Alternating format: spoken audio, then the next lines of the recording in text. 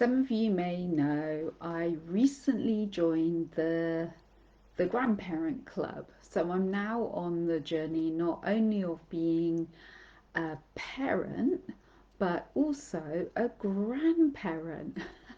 And it's already so incredible. So my little granddaughter was only born, oh my gosh, 16 days ago, and she is teaching me so much. So I thought on this incredible journey I'm now also on, I would share some of what she is teaching me.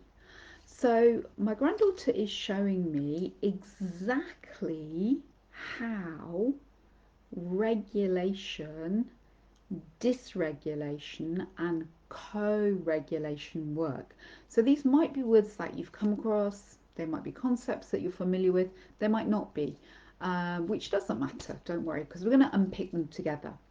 So there is a need in every live mammal to be able to go into fight flight,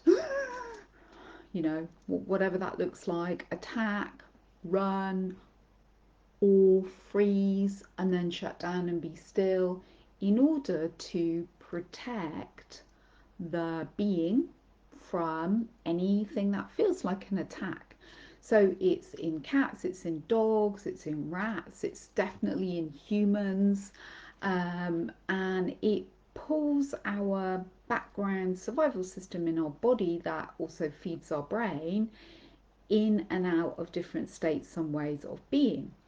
So when we feel comfortable and safe and relaxed, then our internal system, which you might have heard called the nervous system, is in a really healthy balance.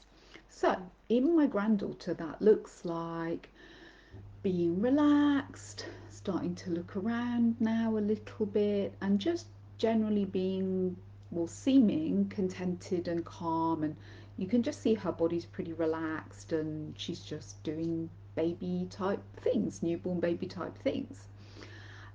As soon as she gets any level of emotional or physical discomfort, so that could be that, she's got some wind in her tummy, it could be that she's hungry, definitely, this is a thing, or that she suddenly feels frightened or lonely or whatever it is.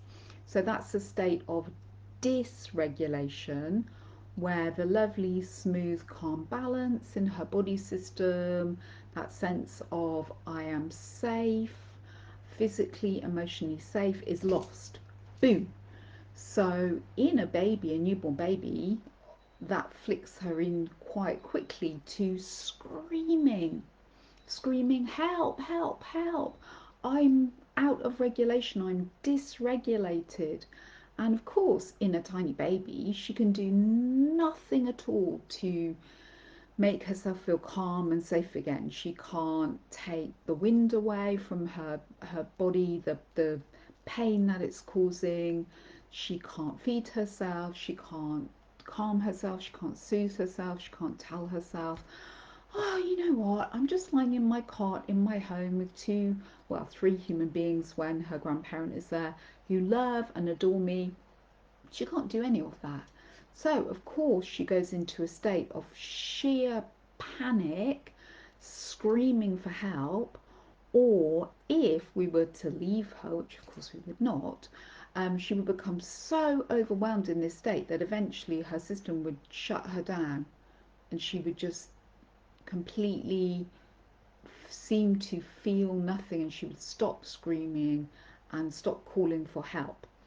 So this little being is wired, because it's life preserving as it is in all mammals, to scream for help. I can't make this feel calm and safe. I need a calm, safe nervous system to come.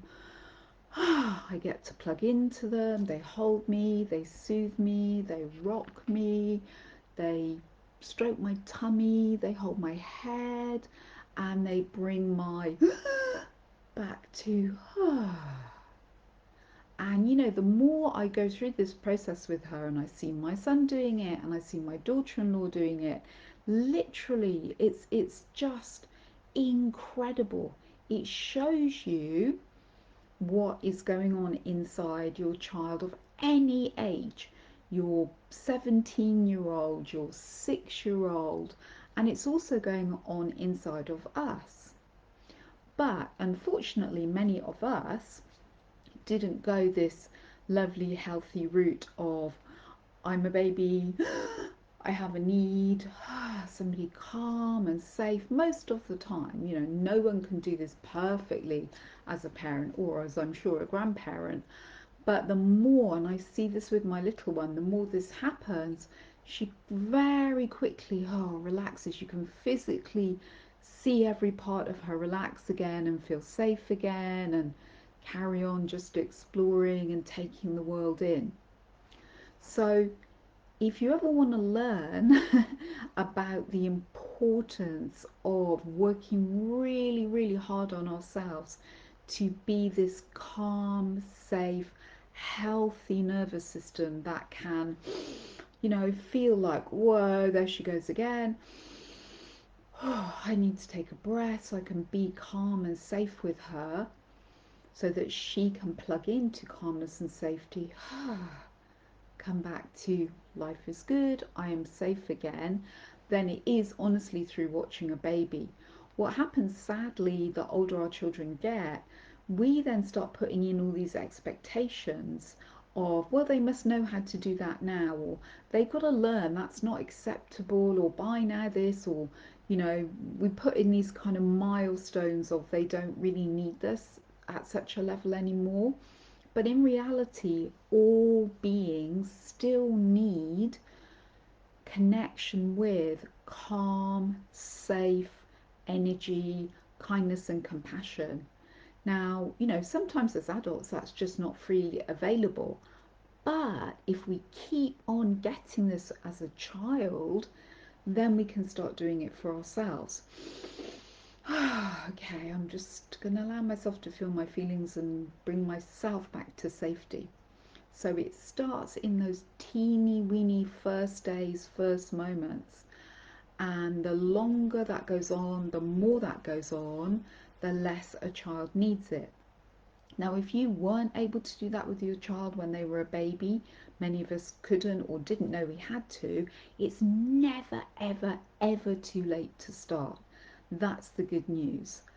But start you must, because if you aren't able to consistently, most of the time, whatever your child is doing, whatever your teenager is doing, calm yourself, recognize that several volcanoes and a few rockets have just gone off inside of you. So you need to keep on just breathing and being calm and safe for them before you go to help them. Then they are always going to struggle, and this will go on for the rest of their lives. Whereas you making these changes means that they will struggle ever so much less as they go on with the rest of their lives. So, what a beautiful learning from my fantastic granddaughter, and I'm sure there's going to be many, many more.